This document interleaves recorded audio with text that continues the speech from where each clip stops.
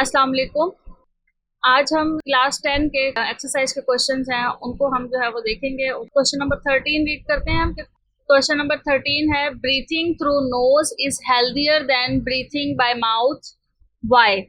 ये एक reasoning question है कि अगर हम नोज के थ्रू या नाक के जरिए जो है वो सांस लेते हैं तो वो क्यों हेल्दियर है या वो क्यों अच्छा होता है हमारी बॉडी के लिए, बजाय इसके कि अगर हम मुंह के जरिए से सांस लें। तो इसका आंसर कॉमन सेंस वाला आंसर है इसका कि breathing through nose is a more natural and efficient way to breathe because through nose air filtered from dust. अपने पिछले लेक्चर्स में मैंने आपको ये चीज़ बताई थी कि जब नाक के ज़रिए से हवा ली जाती है तो उसमें नोज़ के अंदर ऐसे जो है वो हेयर्स मौजूद होते हैं जिसके ज़रिए से डस्ट फिल्टर हो जाती है, यानी जो डस्ट के पार्टिकल्स हैं वो नोज़ में ही रुक जाते हैं और जो फिल्टर्ड एयर होती है, साफ हवा जो होती है, वो हमारे लंग्स में जो है वो आगे ट्रांसफर होती है। कि हम ये लिखेंगे कि because through nose air filtered from dust, pollen and other particles and we get pure air in lungs. Dust के साथ साथ जो मुख्तलिफ और पार्टिकल्स होते हैं जो कि हमारे नाक के ज़रिए से हमारे लंग्स में जा सकते हैं और उसको नुकसान पहुंचा सकते हैं, उसमें पोलन्स भी हैं और इसके अलावा और मज़ीद पार्टिकल्स जो कि एयर में होते हैं जो हमारे लिए हार्मफुल होते हैं, उन्हें नोज जो है वो फिल्टर कर लेता है।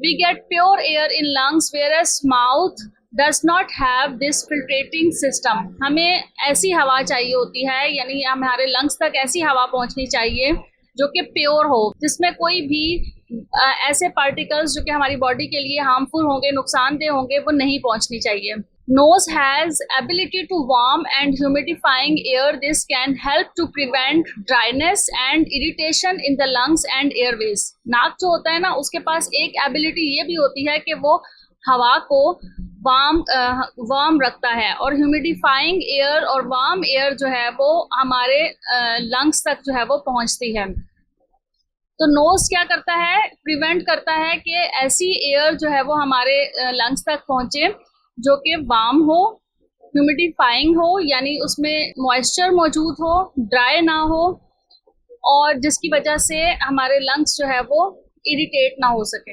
अब है next question, question number 14। What are the condition necessary for the efficient gaseous exchange between organism and environment? वो कौन सी कंडीशंस हैं जो कि ज़रूरी हैं गैसियस एक्सचेंज को एफिशिएंट करने के लिए किसी ऑर्गेनिज्म और एनवायरनमेंट के दरमियान में? तो हम हेडिंग डाल के इसका आंसर लिखेंगे कि conditions for efficient gases exchange. Number 1 क्या होगी कि environment must be moist so gases can dissolve and diffuse easily. अगर एनवायरनमेंट मॉइस्ट होगा, इजीली जो है वो एयर डिफ्यूज हो सकेगी एनवायरनमेंट से बॉडी के अंदर।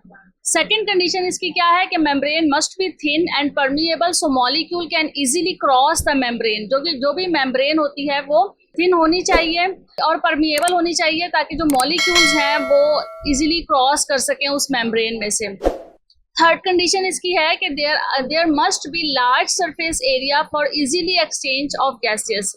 गैसेस एक्सचेंज के लिए जहाँ से गैसेस एक्सचेंज होनी है उसका जो सरफेस एरिया है वो बहुत ज़्यादा होना चाहिए, तो गैसेस एक्सचेंज इजीली जो है वो एक्सचेंज हो सकेंगी।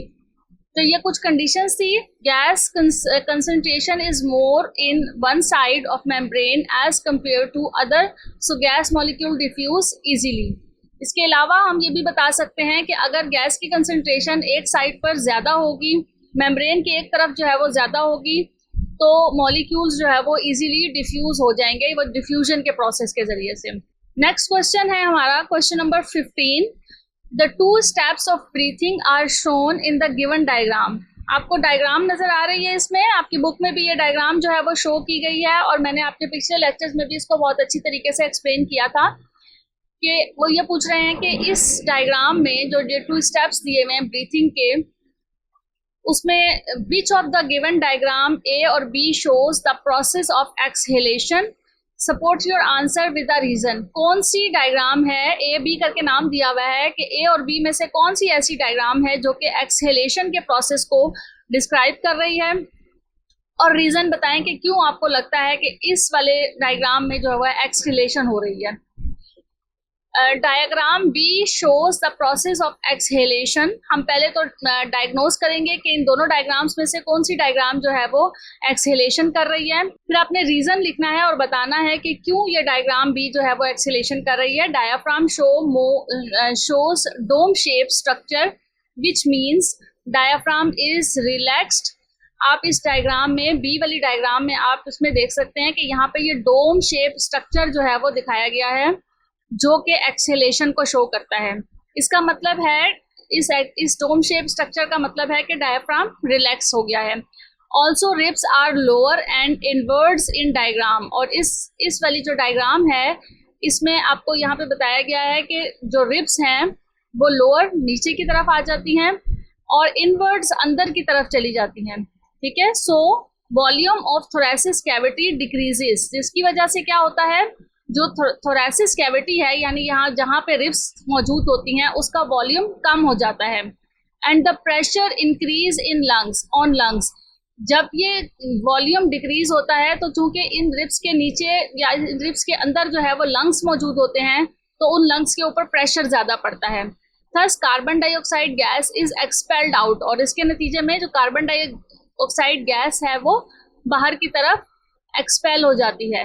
नेक्स्ट हमारा क्वेश्चन है question number 16। Describe the effects of cigarette smoking on the inner walls of trachea of human beings.